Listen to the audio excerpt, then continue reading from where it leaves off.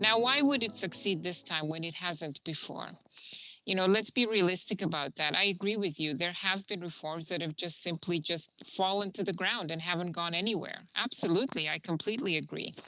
The onus is on us, to be honest, as UN staff, as UN leaders, to make sure that this time we take it through to the end. If we don't, then that's our failure. It would be my personal failure, for example, if we don't take it through to the end. So we have to be clear about that. I do think that there's also a lot of things out there that will help us succeed this time. A lot of the technological innovations, a lot of the experience that we've gained over the years in terms of how to do things differently in a more joined up manner. So there's a lot of positive enablers out there that can help us succeed this time. And the willingness is there because the needs are increasing. You see people wanting to collaborate more. So we have factors that work in our favor. So I'm optimistic that this time we will see some changes. And what we need to recognize is that we should go into this recognizing that we may fail, but let's change. Let's change. And if we fail, we fix and we come back better.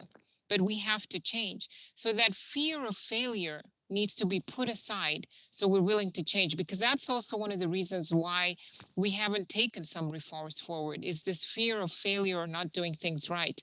And that's okay to fail, because then you become even better. That's the way to succeed, actually.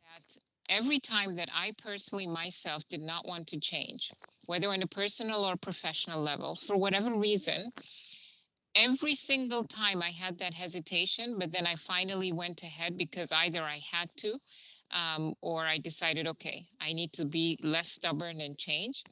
It has always provided me with additional insight, new way of doing things, and almost always a better way of doing things, both at the personal and the professional level. It's about taking that step, having the courage to take that step.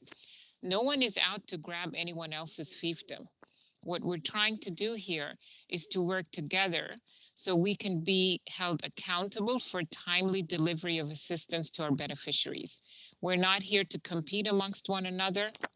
We're here to support one another. And every time I've gone through this, I have come out in a better place.